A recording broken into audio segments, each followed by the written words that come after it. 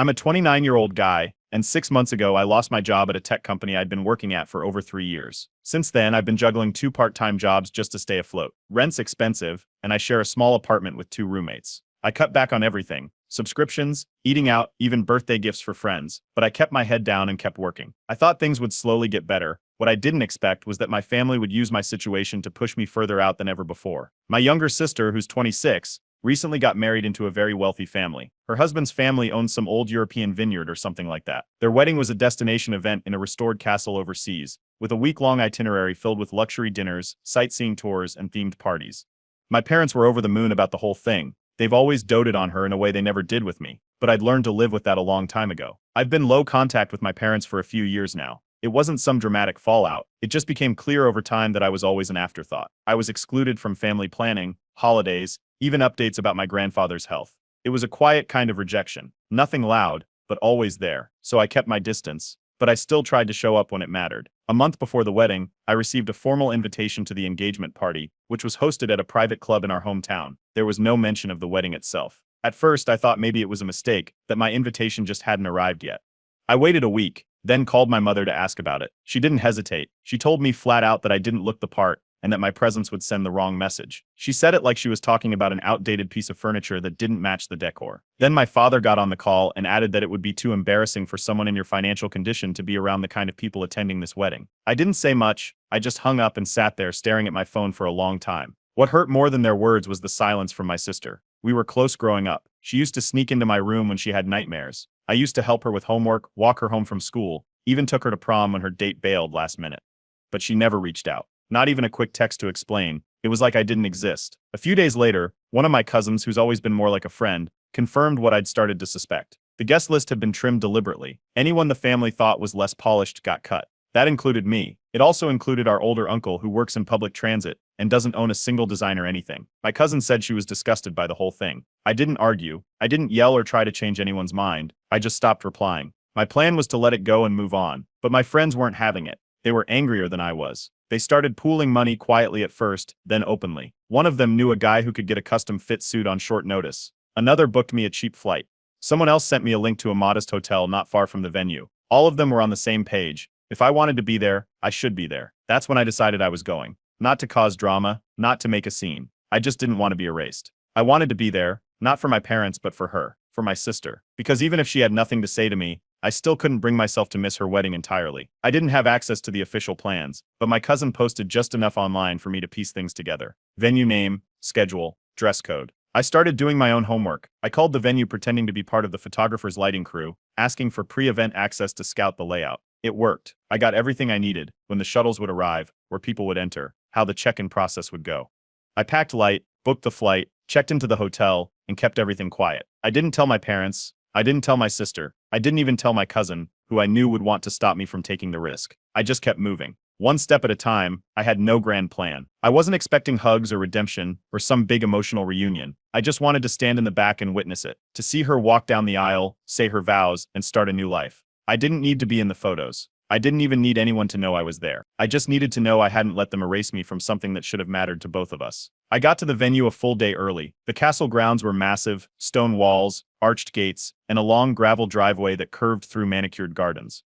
I walked the entire perimeter twice. There were 3 entrances, but only one was being prepped for guests. A white tent had been set up outside for check-in, and inside it, 2 folding tables held rows of colored wristbands. There were no security guards, just a couple of event staff checking names against a list on tablets. I watched from a distance and took mental notes. Most of the wristbands were loosely placed in labeled trays, grouped by day and event. The staff looked distracted. One of them kept walking away to help vendors, and the other was busy answering calls. It wasn't hard to figure out that no one was double-checking anything unless someone asked questions, especially since one of the tablets froze and the attendant stepped away to fix it. That night at the hotel, I ironed my suit and laid everything out. I'd picked up plain dress shoes the week before, and one of my friends had pressed the suit perfectly before I left. I rehearsed everything again: timing, position, movement. No hesitation. Just act like I belong. The next morning, I arrived at the shuttle drop-off point early and walked up the path as if I had just gotten off a private car. I waited near a group of early guests, keeping my face neutral, not looking directly at anyone. As people moved toward the check-in table, I stayed a few steps behind. When one of the attendants turned to grab something, I stepped up quickly, slipped a blue wristband off the edge of the tray, and adjusted it onto my wrist in one smooth motion. No one noticed. Once inside the main building, I kept close to the walls. The main hall had a cathedral ceiling, stained glass windows, and massive chandeliers. Waitstaff in black uniforms moved quickly through side doors. I avoided the central lobby and slipped into a hallway lined with portraits. I kept my sunglasses on and carried a notepad and pen like I was with the vendor crew. People moved past me without a second glance. The ceremony was being held in a courtyard just beyond the west wing. Rows of white chairs faced a small fountain, and soft music was playing. I walked in just as the string quartet was warming up. I picked a seat in the last row, behind a hedge planter, and sat still. My sister walked down the aisle wearing a fitted gown with a long train. Everyone stood, applauded, and smiled. She looked happy, genuinely happy. I didn't make a sound. I didn't wave. I didn't cry. I just sat and watched. At the reception, I stayed near service doors and buffet tables. The ballroom was huge, with floating candles and a live band. Guests had assigned tables, which made things easier for me. I wasn't expected to sit down anywhere. I circled the room slowly, pausing every so often to check my phone or sip water. I didn't recognize most of the guests, but a few faces from old family gatherings stood out. My sister laughed during one of the speeches, her hand resting gently on her husband's shoulder. I kept my distance. Near the dessert table, my aunt walked past and did a double take. Her eyes locked on mine for a second, then she looked away and kept walking. She didn't say a word. I snapped a few photos with my phone. Nothing invasive, just the decor, the lighting, a slow pan of the dance floor. I wasn't posting them. I just wanted something to remember that I'd been there. Then, someone noticed me. A woman in her 50s, one of my parents' friends, approached me near the pastries with a big smile. She hugged me like we'd just seen each other last week and asked how I'd been. She clearly didn't know I wasn't supposed to be there. The conversation lasted less than a minute, but it was enough. 3 people nearby turned to look. One whispered to another. Then another turned, and another. Within 5 minutes, eyes were following me across the room. I moved toward the bar to create distance, but it was too late. My mother appeared out of nowhere, heels clicking fast across the floor. She was furious. Loud. She demanded to know what I was doing there, told me I had no right to show up and ruin her daughter's moment. People turned to watch. Conversation stopped. I stayed calm. I said I was simply here to attend my only sister's wedding, that I didn't make a scene, that I stood in the back, kept to myself, and didn't take anything that wasn't offered. I said I wasn't going to be ashamed for showing up to a moment that should have included me in the first place. She raised her voice. Her face turned red. Before it could escalate further, the groom stepped in. He stood between us and told her to stop. He said I was welcome, as his guest, and that this wasn't the place for drama. She stared at him, stunned. Then she turned and walked off. I stayed. Not in the center, not at a table. I just stayed. Because I belonged to the memory, even if no one wanted to admit it. After the groom stepped in and told my mother to stop, I thanked him quietly and moved away from the main crowd. I found a spot near the patio doors that led out to the garden. It gave me enough distance to observe without interfering, and no one seemed bothered by my presence. A server passed by and offered champagne. I took a glass and stayed to the side as the evening continued. Dinner was served not long after, and I stayed standing. Most guests had assigned seats, so it wasn't difficult to remain unnoticed. I wasn't trying to squeeze in, I just wanted to witness the evening play out. A few people looked over but didn't approach. Then, during the second course, my sister walked up to me. She didn't raise her voice. She didn't look upset. She just asked why I came. I told her I didn't want to be erased, that I understood not being included in planning, but disappearing entirely from one of the biggest moments of her life. That was something else. I said it quietly, and I meant every word. She nodded slowly. She said she didn't agree with how our parents handled things, but she felt stuck. She said she thought maybe I didn't care that much. Maybe I had already moved on. I told her silence hurts more than rejection sometimes. That pretending nothing's wrong doesn't make it right. We didn't cry. We didn't hug. We stood near a tall potted plant like 2 coworkers talking at a conference. There was too much history between us to sort it all right there, and we both knew it. Just then, our uncle walked by. The same one who also wasn't invited. He raised his glass toward me, gave a small nod, and stood by my side. No big speech. No complaints. Just presence. It meant more than he probably realized. A few minutes later, my cousin who had originally leaked the wedding details walked over. She didn't say much either, just mentioned that more and more people in the family were starting to notice how things have played out over the years. The favoritism, the silences, the casual removals. I told her I wasn't trying to cause a scene. I just wanted to exist in the memory. During the formal photo session, a woman with a clipboard asked me politely to step aside. I didn't argue. I moved to the edge of the room and watched from a distance while the rest of the family posed in matching colors under a floral arch. No one said anything, but a few eyes lingered. As I stood near the refreshment table, a man I hadn't seen since high school came up. He offered a quick smile and said it was good to see me again. He didn't mention the drama, he just said it took guts to show up. A woman I barely recognized approached next. She used to be one of my sister's childhood friends. Now she's a lawyer apparently. She leaned in and quietly said people had been talking all night, not about what I did, but about what my parents didn't do. She said a lot of guests thought the way I was excluded was cruel. She didn't stay long, just long enough to make sure I heard her. Later, I got a short text from someone I went to college with who happened to be there. She just said she saw me across the room and was proud of me for showing up. That was it. No long message. Just that. Near the end of the night, my mother tried to confront me again. She came at me from the side of the dance floor, her expression tight and voice rising fast. But before she could finish her first sentence, the groom's father stepped in. He didn't yell. He didn't make a scene. He just told her this was not the time or place, and that she needed to stop. She stood frozen for a moment, then turned and walked away. That was the last I saw of her that night. I didn't stay much longer. I walked the grounds once more, pausing near the fountain, where the ceremony was held. The petals from earlier were still scattered across the stones. The lanterns around the garden were lit. Music played softly from the speakers. No one noticed when I left. Back at the hotel, I uploaded the few photos and videos I took to my personal cloud. They weren't fancy, just quick clips of the setup, the lighting, the room where my sister smiled during speeches. I didn't take pictures of people arguing. I didn't need proof of that. The day had been chaotic, awkward, sharp in parts. But I went. I stood there. I watched her get married. I didn't cause a fight, didn't throw blame, didn't make it about me, and they didn't erase me. Not from the day, not from the moment, not from her story. The morning after the wedding, I woke up to over 30 missed calls and voicemails from my mother. I didn't listen to a single one. I just blocked her number permanently. I'd left quietly, caused no drama, and still somehow I was the villain in her story. Later that day, I opened an email from my father. It was short and cold. He called me disrespectful and accused me of bringing unnecessary tension to a carefully planned event. He claimed I disrespected the entire family by showing up without an invitation. I read it once, closed it, and deleted it. No response, no room left for explanations. My sister sent me a brief message. She said thank you for coming and added that we should talk after her honeymoon. It was neutral. I didn't reply right away. I figured if she wanted to talk, she'd follow up when she returned. That same evening, one of my dad's longtime friends, someone I'd barely spoken to in years, forwarded me a short video clip. It had been taken during the after-party. The camera was shaky, but the audio was clear enough. A guest was laughing with a small group, openly mocking how my parents reacted when they saw me. The guest described my mother as ready to call the police over her own son wearing a suit. People in the background were laughing. I watched it once, then sent it to my cousin and uncle. They both called me later. My cousin said she couldn't believe someone had finally called it out, and my uncle said he'd never seen the family's two-faced behavior get exposed like that before. They weren't angry. They sounded relieved. Like someone had finally said what they'd been thinking for years. That video started quietly making the rounds. A few distant relatives messaged me privately. One cousin I hadn't seen in 5 years said she was sorry I wasn't invited.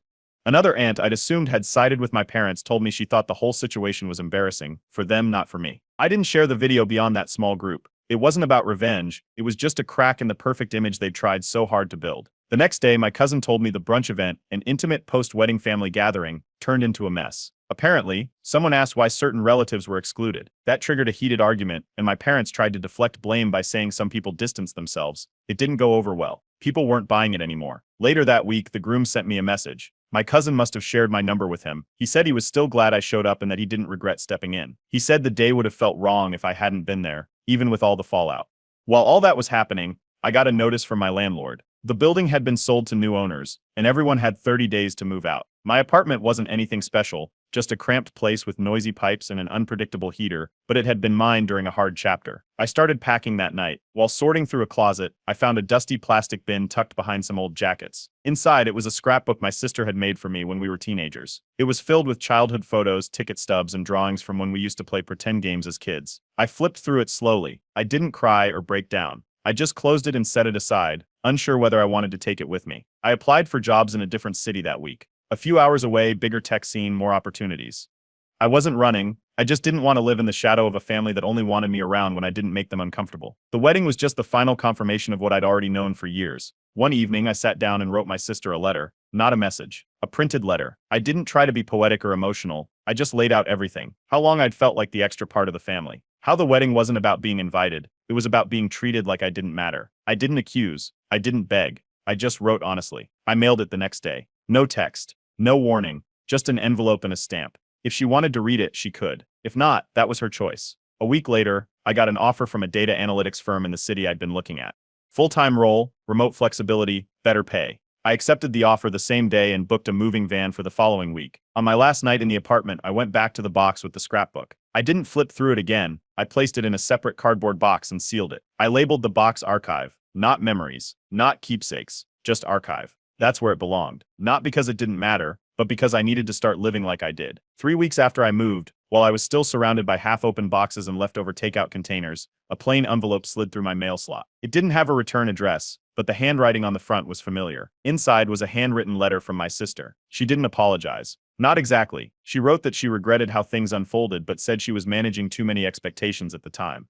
She talked about how her parents had turned on her after the wedding, blaming her for the drama. She said they claimed she had let me in behind their backs. She ended the letter saying she wasn't sure what to do anymore. I read it twice, then folded it up and placed it in a drawer. I didn't respond. I didn't feel angry. I just didn't want to chase explanations anymore. I had spent too long trying to make sense of choices that never included me. I gave my new address to a few close friends and no one else. I didn't send out a big announcement or do a mass update. My cousin and uncle knew how to reach me. Everyone else would have to ask them, or not ask at all. I wasn't running from anyone, but I was done leaving doors half open. Before I left the old city for good, I invited my cousin and uncle over for dinner.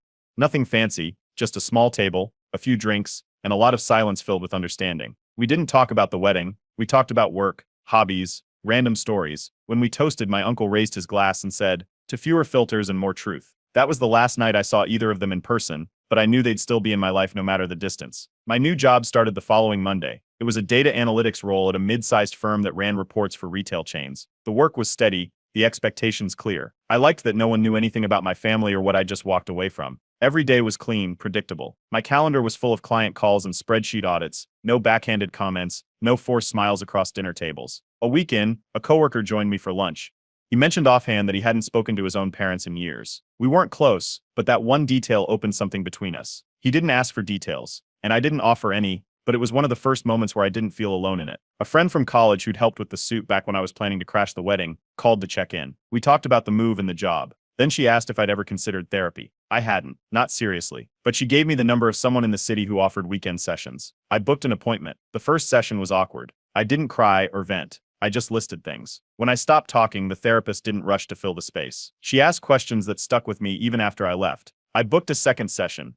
A few weeks later, my sister emailed. This time, she didn't talk about herself. She talked about our parents. Apparently, during a lunch with extended family, they told everyone I had chosen not to attend the wedding and that I'd refused all invitations. My sister said she didn't speak up in the moment. She didn't know how. She wasn't sure anyone would believe her if she did. I replied with one line, "You don't need to fight my battles, but I won't play along with lies." She answered a day later. She said she tried again to bring it up in front of them. She was shouted down by her father and brushed off by her mother. She said she felt stuck. I wrote back one last time and told her it was her choice who she wanted to protect, but I wouldn't be pulled back into that war. I didn't block her. I didn't delete the email. I just let the thread sit. That weekend, I went hiking alone just outside the city. I packed a sandwich, left my phone in airplane mode, and sat by a river for 2 hours without checking the time once. It was the first weekend I didn't think about the wedding, or the photos, or the people who stared through me like I wasn't there. It was just a weekend. But it was quiet. And I finally felt like the noise had somewhere else to go. A few months into settling into the new city, a thick white envelope arrived in my mailbox. It was addressed formally with my full name in silver print. Inside was a card announcing my sister and her husband's first wedding anniversary celebration. A cocktail evening, semi-formal, hosted at a country estate about an hour outside the city. No personal note, just the printed invite. I sent her a short message. I asked why I'd been included this time. She replied quickly. She said she thought I might want to be part of the celebration. She explained that it would mostly be her husband's extended family and close friends, and that our parents would be keeping to themselves. I told her clearly, I'm still not in contact with them, and I won't show up somewhere just to pretend like nothing ever happened. She wrote back saying she understood, but hoped I might reconsider. I didn't. I replied with a polite message, wishing her well, and saying I was happy for her, but I wasn't willing to compromise boundaries just for the sake of appearances. A week later, I got a voicemail from an unknown number. I let it go to voicemail. It was my father. The message was bitter and sharp. He accused me of dragging things out, of holding grudges, and acting like I was above the rest of the family. I didn't listen to the whole thing. I blocked the number and updated my phone settings so that unknown callers would be silenced automatically from that point forward. The next day, I received an email from my mother. The subject line just read, "Enough." I didn't open it. I didn't need to read her version of peace offerings, which usually came with conditions. I deleted the message without reading it and emptied the trash folder right after. I didn't tell anyone about it. Instead, I booked a cabin for the weekend of the anniversary event, just a small place by the edge of a national park with no Wi-Fi and barely a phone signal. I planned a solo hiking route, packed everything I needed, and left early Friday morning. The road was long and quiet. The hills rolled into valleys, and I drove with the windows down most of the way. That Saturday, while the anniversary event was happening, I was hiking through a pine forest. There were no tuxedos, no speeches, no rehearsed toasts, just trees, distant birds, and the sound of boots crunching on dry leaves. For once, there was no pressure to smile or explain myself. Halfway through the trail, I paused at a clearing. A single bar of signal lit up on my phone. A message came through. It was from my sister. She'd sent a photo of the anniversary setup, fairy lights strung between oak trees, glasses clinking in the background, everyone dressed up. Beneath the image, she'd written, "We missed you." I stood there for a moment, then typed, "Hope it went well," and put the phone back in my pack. I didn't feel the need to ask how it was. I didn't ask who showed up or what was said. Later that evening, back at the cabin, my cousin called. She didn't ask about my weekend, she jumped straight to it. Apparently, during the event, a guest, someone from the husband's side, brought up the wedding. They asked why I hadn't been there last year, considering how close my sister and I used to be. My parents tried to deflect, but the guest pressed. Eventually, someone else chimed in and mentioned hearing whispers about me being shut out. According to my cousin, it got awkward fast. My mother changed the subject. My father laughed it off. But the mood shifted, and it was clear the story they'd crafted didn't land the way they wanted. That night, after the call, I got another message, this time from the groom. It was simple. He said he regretted not speaking up more strongly at the wedding when things were getting tense. He said he admired how I handled everything, especially the way I carried myself without creating conflict. I didn't send a long reply, just one line, "Regret's useful if it leads somewhere. Otherwise, it's just noise." After that, I walked out onto the porch of the cabin. The sun was going down over the treetops. There were no voices, no phones ringing, no emails with passive-aggressive subject lines, just wind and silence and a soft orange sky. I stayed there until it got dark, and for once, I didn't feel like I owed anyone a response. A few months after the anniversary event, I ran into a mutual acquaintance while grabbing coffee near my office. We exchanged casual updates, and just as we were about to part ways, he mentioned that my sister was expecting her first child. It wasn't said in confidence. It was just a passing remark, something he assumed I already knew. I didn't. There had been no message, no announcement, no word from her at all.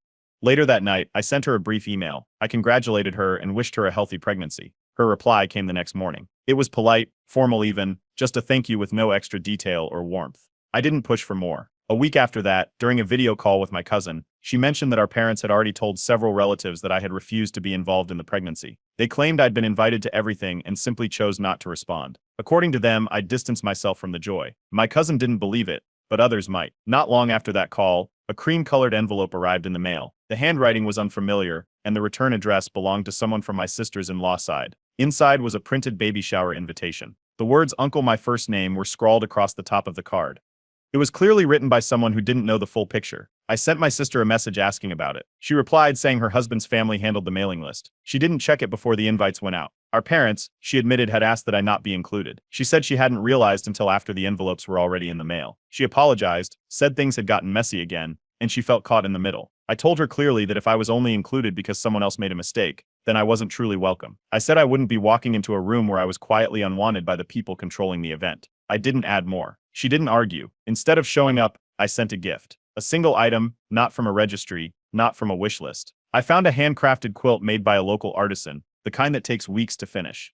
It had neutral colors and embroidered initials on the corner. I included a handwritten card. The message was short, no hard feelings, just no more pretending. 2 days after the shower, an email from my mother landed in my inbox. The subject line was in all caps. She accused me of abandoning family moments and choosing pride over love. She claimed my absence was proof I didn't care about my sister's happiness. I didn't read beyond the first paragraph. I blocked her email permanently. At my next therapy session, I brought the full situation up. I read parts of the letter I had received, explained the silence that followed, and asked for guidance, not on what to say, but how to say it. We worked together on a message for my sister, not aggressive, not passive, just clear. I wrote it out over 3 days. The final letter explained my expectations moving forward. I didn't ask for closeness. I didn't demand change. I simply made it clear that if we were to stay in contact, I needed honesty. No vague invites. No secondhand guilt. No silence followed by cleanup. If things were broken, we had to call them what they were. My sister replied 3 days later. She said she felt torn between me and them. She said she didn't want to pick sides. I wrote back, simply, being neutral isn't the same as being honest. I didn't attend the baby shower. I didn't ask who went or how it went. I didn't scroll through social media or text mutual friends for details. The only thing I wanted to know was whether the gift arrived. It did. My cousin confirmed it had been set on the gift table with the card attached. No drama, no questions, just another box among dozens. And that was fine with me.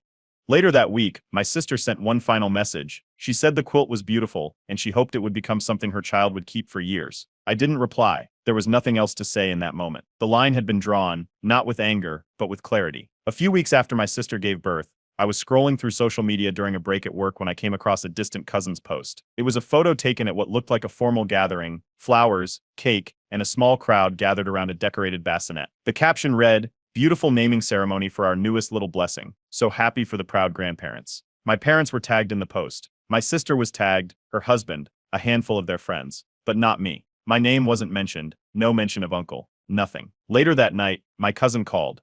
She had been at the event and confirmed what I already suspected. My parents hosted the whole thing. During the event, several people asked where I was. She said my mother calmly told them I had cut ties with the family and wanted nothing to do with anyone anymore. I didn't react publicly. I didn't comment or post, but I didn't let it sit in silence either. I reached out to the groom. I asked him directly if he'd known about the ceremony. He was surprised to hear from me and said he hadn't known I wasn't invited. He assumed I'd just chosen not to attend like before. I told him I hadn't even known it was happening, that no one had said a word. Then I sent him a few screenshots of past messages, one where my sister acknowledged my exclusion from the baby shower list, another where I explained why I wouldn't attend events where I wasn't welcome.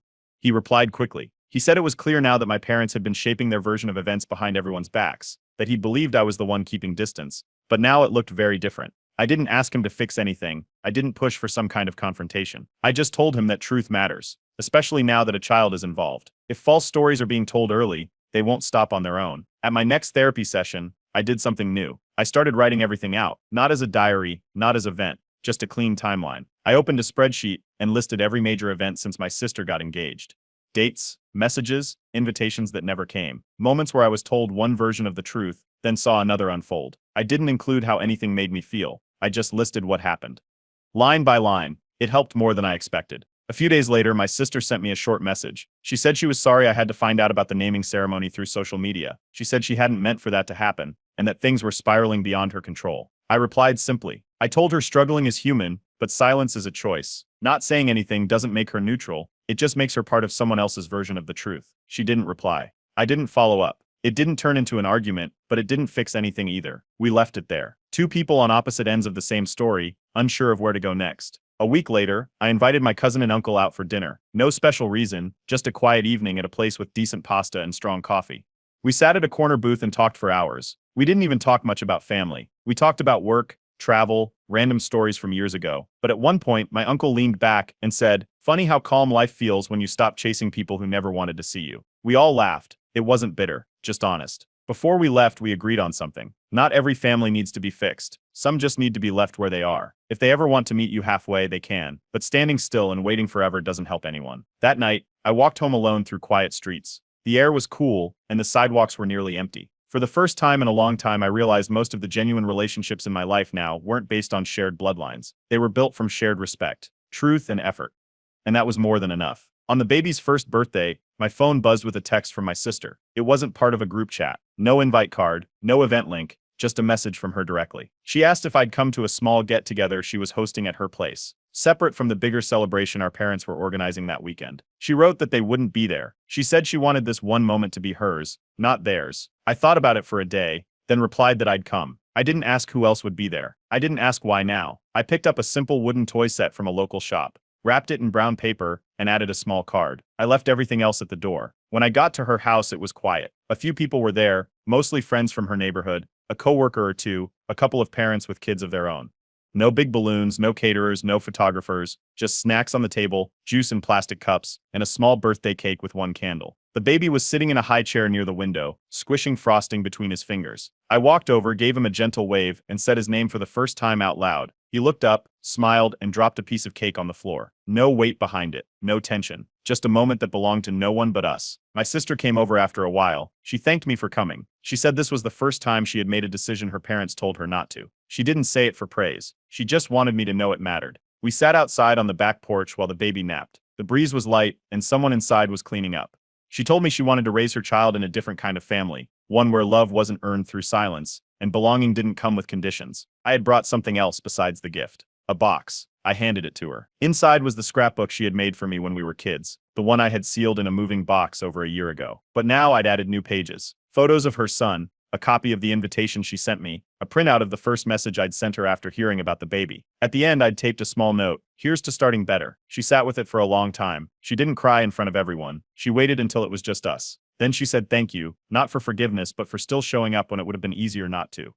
The next day, she told our parents about the gathering. According to her, they exploded. Accusations, yelling, threats about choosing sides. None of it surprised me. A few hours later, my phone lit up with a message from an unknown number. I didn't open it. I just blocked it. My sister messaged again that evening. She said she was done making space for their tantrums. She wanted her child to know me, not just stories about me. She asked if I would be part of his life, not when it was convenient, but regularly, on her terms, in her world. We didn't rush. We talked over a few weeks. We met at parks, shared photos, talked about logistics and boundaries. Then one day, she asked if I would consider something more serious. She wanted to name me as her son's legal guardian in her will, in case something ever happened. She said she trusted me to protect him, not just legally, but emotionally. We didn't decide in one call, we talked it through. We brought in lawyers, we asked questions, but in the end I agreed. Not because the past was fixed, but because we stopped pretending it didn't happen, and chose to move anyway. At a company retreat a few weeks later, we had a team-building workshop where everyone was asked to share a personal story that shaped them. I talked about boundaries. I didn't name names or give dramatic details. I just said that sometimes, keeping peace means drawing lines no one else understands. Afterward, 3 people came up quietly and said they'd been through something similar. One gave me a nod without saying a word. I didn't get a storybook ending. There was no apology letter from my parents, no healing family reunion, no perfect closure. But there was peace. I showed up when it counted. I stayed gone when it didn't. And somewhere in between I found something worth keeping. Not all wounds heal, but some boundaries, they do something better. They stop the bleeding. I'm a 32-year-old guy, and 6 months ago my dad died from a stroke. It happened fast. One day he was helping me paint the back wall of the garage. The next he was in the hospital, hooked up to wires and machines. I thought his final words would be something like, "Take care of your mother or look after the family business." Instead, right before they wheeled him off for surgery, he motioned me closer. His voice was dry and cracked, but he grabbed my wrist and said, "If you love yourself, divorce her." I laughed. Not out loud, but in my head. I thought it was the medication or the fear talking. My wife and I had been together 7 years, married for 3. She was sharp, beautiful, successful in her field, and always knew the right thing to say in social situations. She dressed like a CEO, carried herself like she belonged on the cover of a business magazine, and my friends constantly told me how lucky I was. Even at family gatherings, she knew exactly what to bring, what to wear, what to say. No one had ever raised a red flag about her, not until my dad did. I asked him why, what he meant. All he said was, "Some truths come out too late," before the nurse rolled him away. He didn't come back from that surgery. After the funeral, my days blurred into meetings and paperwork. He left me the house, the business accounts, and a safe with keys I hadn't even seen before. I was too focused on keeping everything from falling apart to really process his warning. I chalked it up to old school thinking. Maybe he never fully trusted her because she wasn't from our background. Maybe it was just paranoia from being alone too long. But he'd never been dramatic. Not once. Then I found the letters. They weren't mailed, just a stack of them tucked between folders in a locked cabinet in his study, all addressed to me, some typed, others handwritten. They weren't angry or emotional, just methodical. He wrote about noticing strange things, times when she would show up late claiming work delays, but he'd see her in different parts of town, times when she'd act overly sweet after days of being distant, notes on how her energy shifted when certain names came up. He didn't accuse her of anything directly, just observation after observation. And a line that stuck with me, "If you ever feel like you're the last to know something, you probably are." I didn't jump to conclusions. Honestly, I didn't want to. I put the letters away and focused on moving forward. I made sure the house was maintained, stepped into my new role at work, and tried to be the husband I always thought I was. But once you've seen the cracks, you can't stop looking for them. She started staying out late more often. Sometimes she'd come home smiling and full of stories. Other times she'd be quiet, almost like she was forcing herself to act normal. There was one night when she claimed to have had a team dinner near her office downtown. I happened to check the GPS history on her phone the next morning when I was looking for directions. She'd been on the other side of the city. When I asked, she brushed it off and said plans had changed last minute. I let it go. A week later, my sister texted me saying she found something in Dad's old desk. She came over that same night. No long talk, no dramatic buildup. Just handed me a USB stick and told me, "He wanted you to see this. He just never got the chance to explain." The file folder on the drive was labeled just in case. That's all. I didn't open it right away. I put it in my safe and stared at it for hours. I walked around the house like everything was fine. She came home that night like nothing was off. She asked what we should order for dinner. I said pizza. She laughed and told me to pick the toppings. Everything felt normal, but I knew it wasn't. At the funeral, a few of my dad's friends avoided eye contact. A couple shook my hand a little too firmly. One of my cousins leaned in during the reception and said, "He saw more than you think." Then he walked away. At the time, I didn't know what to make of it. Now it makes more sense than I'd like to admit. I thought I was choosing peace by ignoring the whispers, the letters, the weird energy. I thought holding the marriage together was strength. But that night, when I held the USB in my hand, I realized I couldn't keep pretending nothing was wrong. I hadn't opened the files yet, but something shifted. I started paying more attention to small things. The tone of her voice when she answered texts, the sudden trips for errands, how she flinched when I mentioned my dad's name. It wasn't obvious, but it was there, and I couldn't keep brushing it off. That's how everything started. Not with a fight, Not with a confession, just a warning from a dying man that wouldn't leave my head. And soon I'd find out he was right. The night after my sister gave me the USB, I waited until my wife left for a Pilates class before plugging it into my laptop.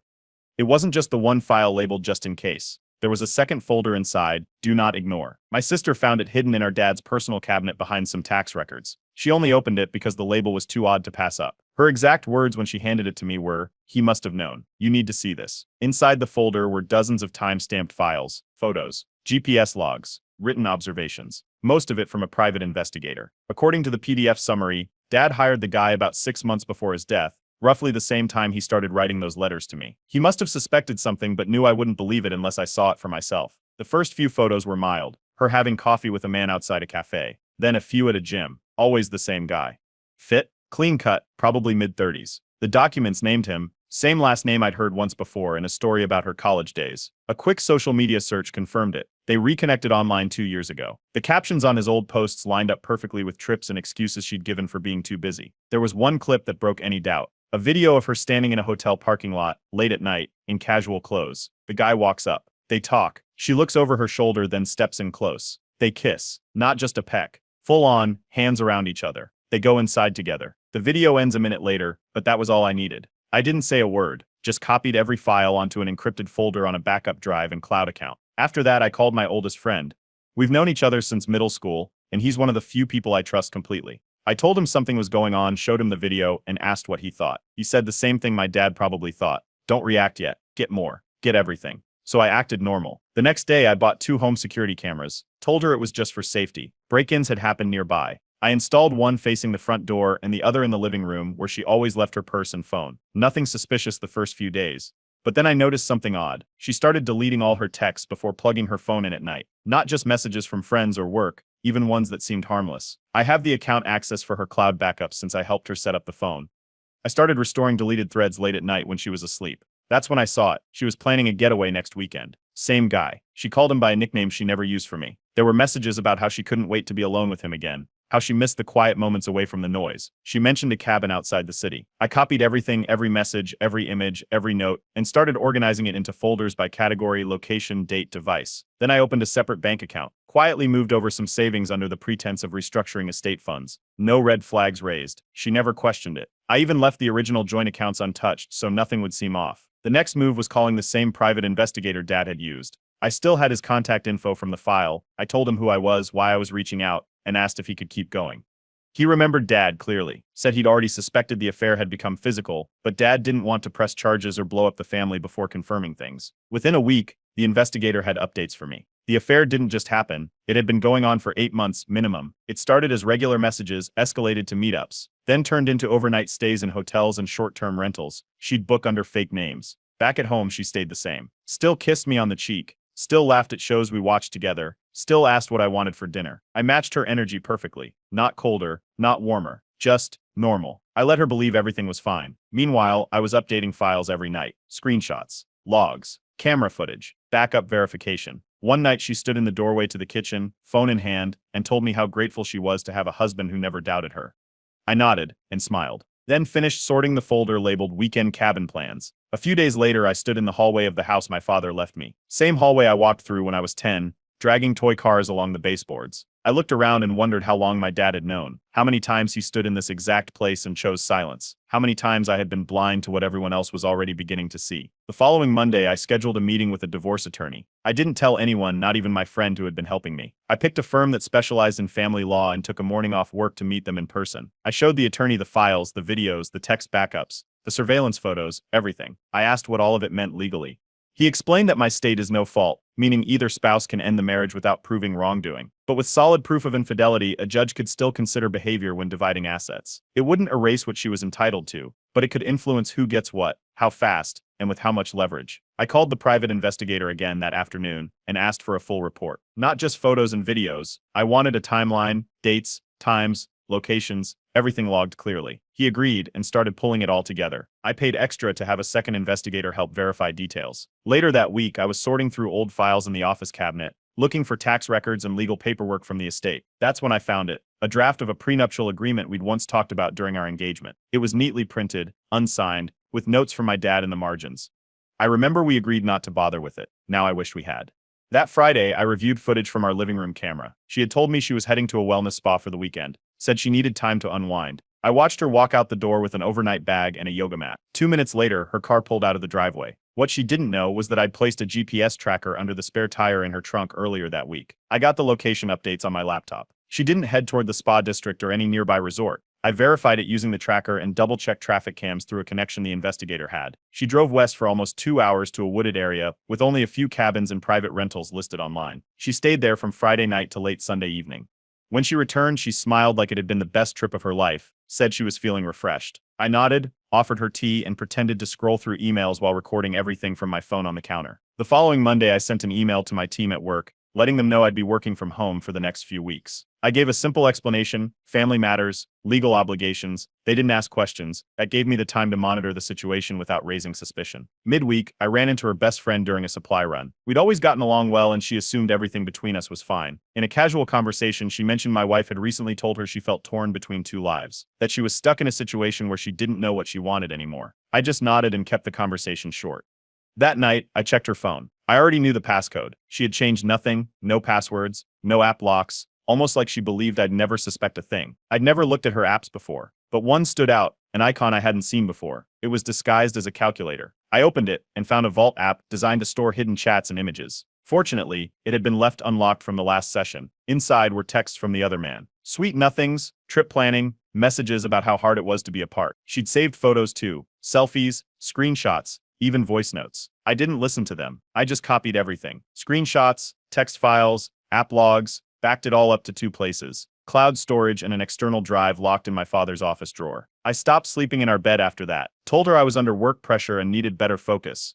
Moved into the guest room with a laptop, charger, and nothing else. She didn't argue, just asked if I was okay, which felt unusual for someone typically attentive and detail-focused, but perhaps she had grown too confident. A day later, I found the other man's last name in a real estate app she had open on her tablet. I ran a search, then cross-referenced it with public records. He was married. I tracked down his wife's social media and reached out. No accusations, just a short message asking if she had noticed anything off. It took her a few days to respond. When she finally did, she told me she'd had her suspicions for months. His behavior had changed. Frequent excuses, sudden overnight trips. She had no concrete proof, but things hadn't felt right for a while. I offered to share my findings if she wanted. She said yes.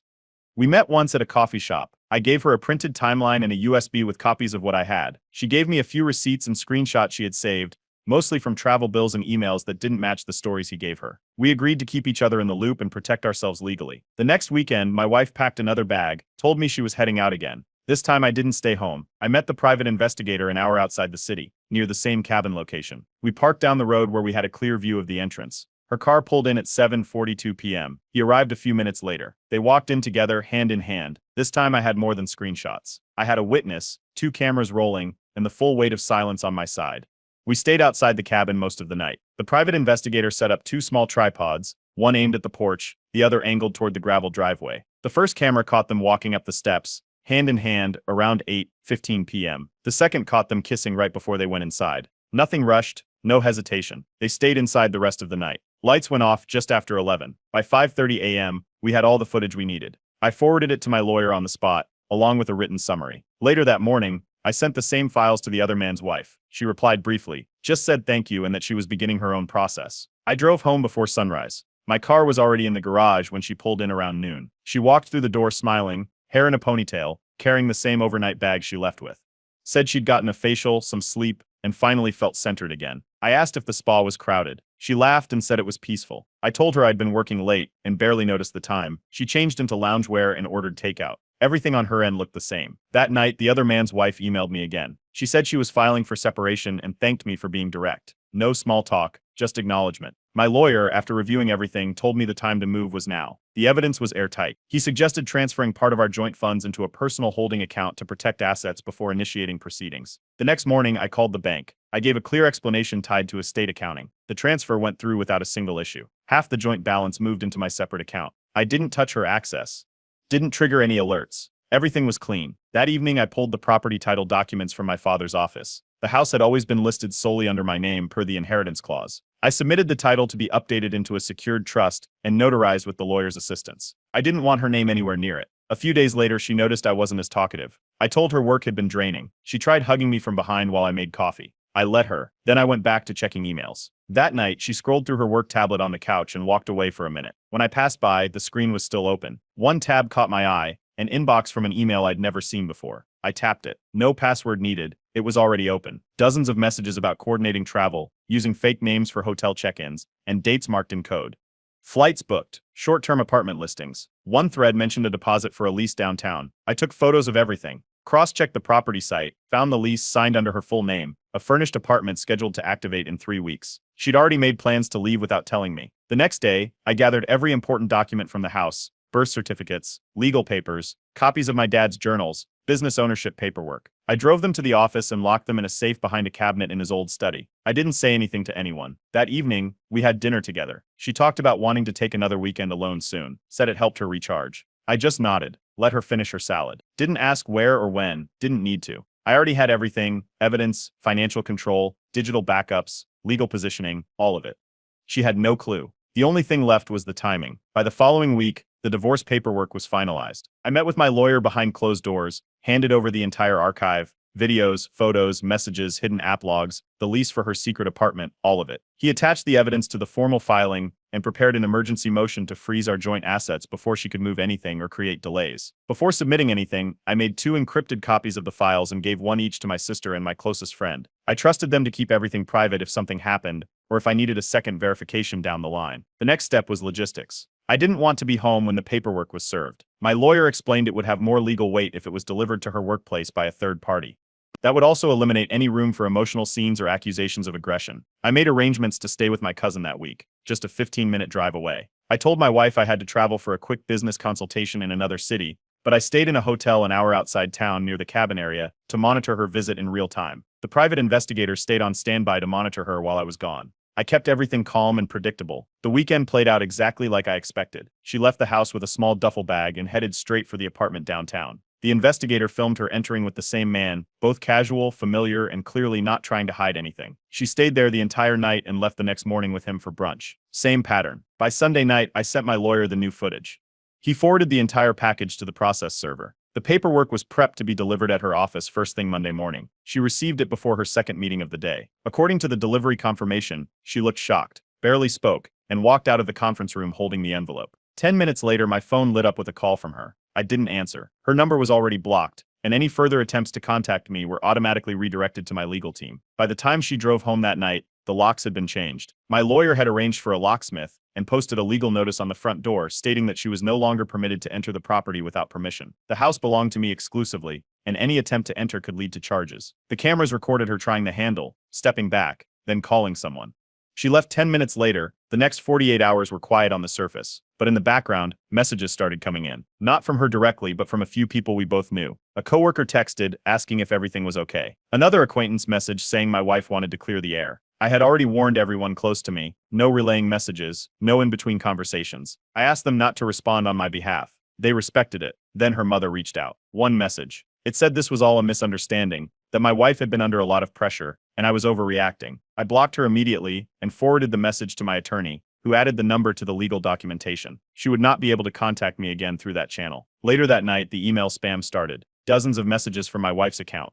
Long paragraphs, emotional apologies, vague statements about how she had made mistakes, and how we should talk before lawyers got involved. I forwarded every email to my legal team and deleted them from my inbox. 2 days after that, a former friend of hers told me she was now telling people I had become distant, cold, and emotionally abusive, that the marriage fell apart because I neglected her needs. I didn't respond publicly. Instead, I crafted a single email with a clean, factual summary of events and attached a private folder of select proof. I sent it to our shared network of family and close friends, people whose opinions could be swayed by lies. I wrote nothing dramatic, just dates, facts, and links. That was it. On the legal end, asset separation had begun. With the house under my name, the bank accounts frozen, and her number blocked. I had full control of the situation.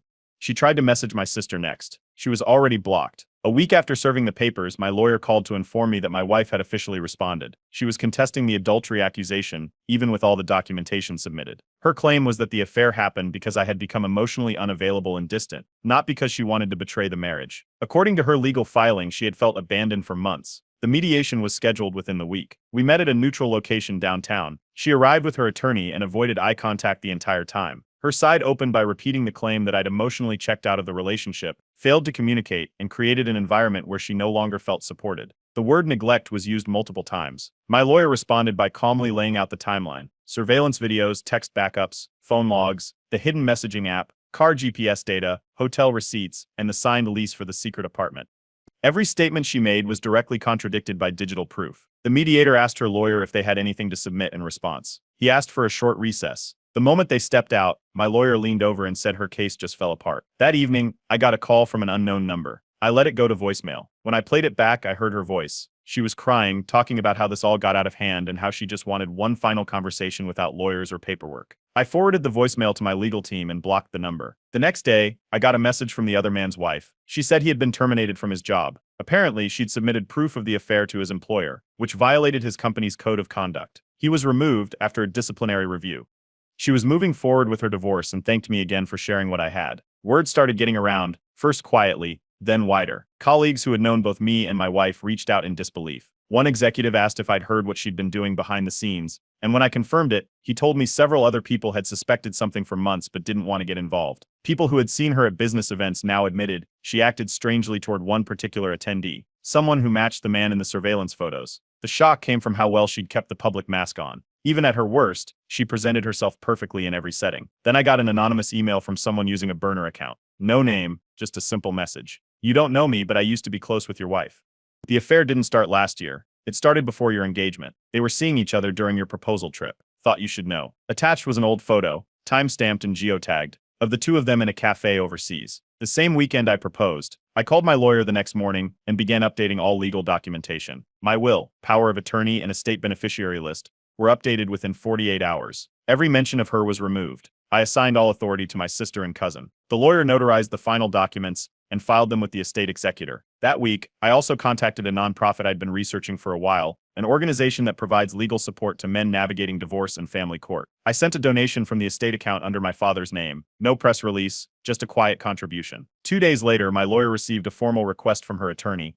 She wanted to meet in person for closure and peace. My legal team responded with a polite but firm decline. That Friday night, I was back in my father's study. I was sorting through some of the last boxes I hadn't touched. Old electronics, journals, stationery. Inside a small drawer was a plain wooden box. I'd never noticed. Inside it was a labeled USB drive. I plugged it into my laptop. There was only one file. It was a voice recording. My dad's voice came through steady and low. If you ever see through her, don't hesitate. Charm is a mask. Character always reveals the truth. I didn't need anything else. 2 weeks after the voice recording, I received a thick envelope from my attorney. Inside was a legal notice from her team disputing the divorce terms. They were challenging the asset division, claiming several inherited items, from my father's house to portions of the business, had been used jointly during the marriage and should therefore be reclassified as marital property. At the same time, her lawyers filed a claim for spousal support, arguing that she had sacrificed her career to emotionally support me through the loss of my father and the stress of business transitions. My lawyer responded by pulling the original will and estate transfer documents. Everything was clear. Every single asset from my father was to remain in my name only, regardless of marital status. Not a single clause left room for interpretation. It was written that way for a reason. The paperwork was resubmitted along with bank records showing that she had not contributed a single dollar toward the purchase, maintenance, or development of those assets. While going through financial accounts, I noticed 2 failed login attempts from a location I didn't recognize. The alert came from the bank's fraud division. They flagged someone trying to access my personal savings account using outdated credentials. I hadn't shared that login with anyone, not even when we were married.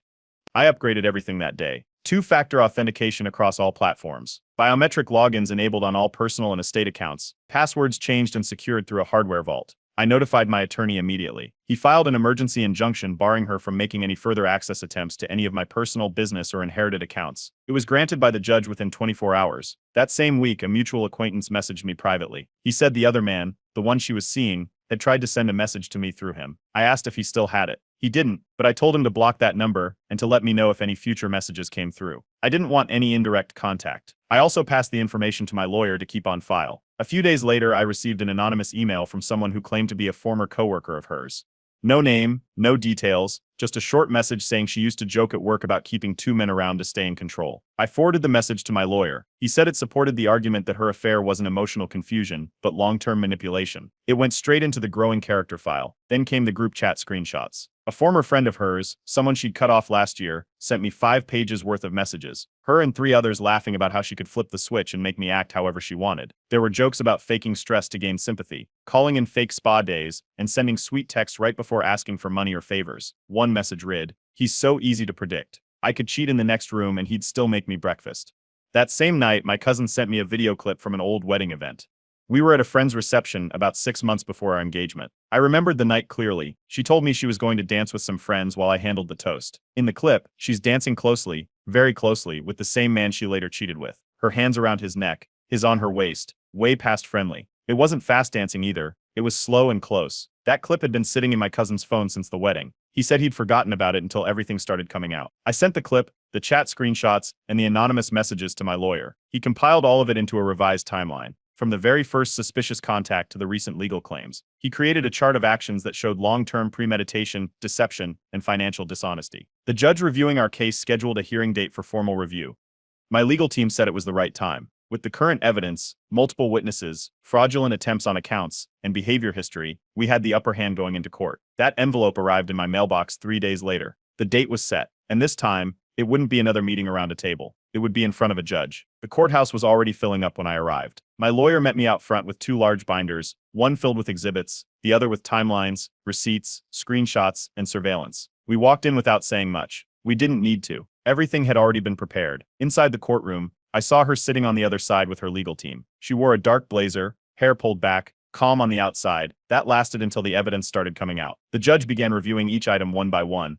First, the video footage of her and the other man entering the cabin, then the chat logs pulled from the hidden app, the GPS tracker reports, the apartment lease, screenshots of messages mocking me, documents proving the attempt to access my bank account, everything tied together into a clean timeline. When her team argued that she had been emotionally neglected and left with no support, the judge asked about the job promotion she had accepted 2 weeks before my father passed away. When they brought up financial dependency, my lawyer submitted evidence of the secret apartment she leased, the private email accounts, and transfers made from her own freelance consulting income. All of it contradicted her claims of financial struggle. One particular exhibit silenced the room. It was a group chat message where she laughed about manipulating me into holding on while she kept options open. Her lawyer objected, saying it was hearsay, but the judge overruled it.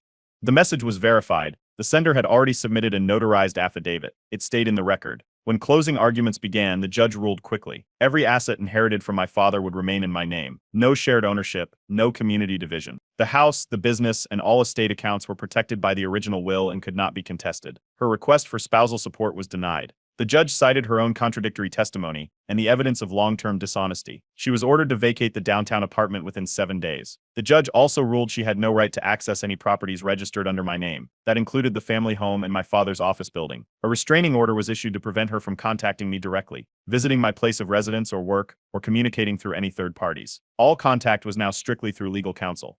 As for the shared investments, I was granted full control. The judge assigned a minimal settlement sum to her, just enough to close the joint account cleanly. My legal team had argued for less, but we agreed not to contest it to avoid prolonging the proceedings. As the hearing wrapped up, she finally spoke. It wasn't to the judge. She turned toward me, crying. She claimed she had been manipulated, that the other man had convinced her to act out. She said she never wanted any of this to happen. She asked if we could speak privately. I didn't say a word. I stood, nodded to the judge, and walked out. A few days later, I got a message from the other man's now ex-wife. He had lost custody of his children after their own hearing, supported in part by evidence I had shared with his wife, though the outcome still surprised me with how quickly it unfolded.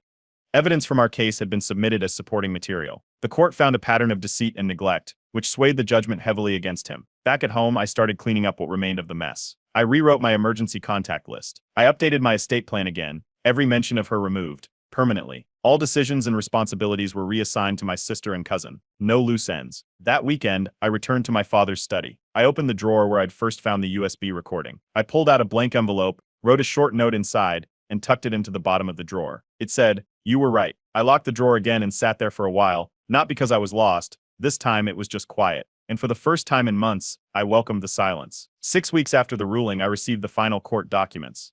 The divorce was complete. Every condition enforced, every clause executed, and the restraining order was officially active. Her access to my home, business, and any shared digital or legal accounts was legally revoked. I scanned each page twice, signed where required, and archived the whole file in my personal vault. A moving service arrived that weekend to pick up the last of her things, 3 boxes of clothes, a pair of framed photos, and a few random kitchen items. I donated everything. Then I filed a legal notice stating that any future claims on personal property left behind would be considered forfeited. A few days later, one of our old acquaintances texted asking if I'd be open to passing along a message for closure. I asked once, just to confirm, who the message was from. He said it was from her. That was all I needed. I cut contact immediately, blocked him, wiped the thread, and added the attempt to my legal file. With the legal mess behind me, I started accepting a few professional invitations again. One came from a business conference in the city, an annual event for owners of legacy family businesses. I was asked to join a panel discussion on managing leadership through personal crisis. I agreed, more out of curiosity than anything. At the event, I ran into a former college mentor. We hadn't spoken in over a decade. After the panel, he pulled me aside and invited me to join a private advisory circle he runs for business leaders who've gone through public or personal disruption, people rebuilding after losing control, financially, emotionally, or legally. I agreed to sit in on one meeting. My sister visited the next weekend. We had dinner on the back patio. Before she left, she walked into the study, looked around the renovated room, and said, "He'd be proud of how you handled it." I didn't say anything, just nodded. And this time I actually believed it. A few days later, while reorganizing one of my dad's old bookcases, I found something tucked into the back cover of a worn biography he loved. It was a note in his handwriting: "Hard truths today prevent regret tomorrow." The same handwriting as the letters I'd once ignored. I pressed the paper flat and placed it in a frame on my desk. I signed up for therapy the following Monday, weekly sessions. I didn't go to vent about betrayal. I went to understand why I ignored a warning so clear: the denial, the hope, the fear of being wrong. All of it needed to be processed properly, not just buried. I started fixing up the house next. New paint in the hallway, new lights in the kitchen, and I turned my dad's old study into something new.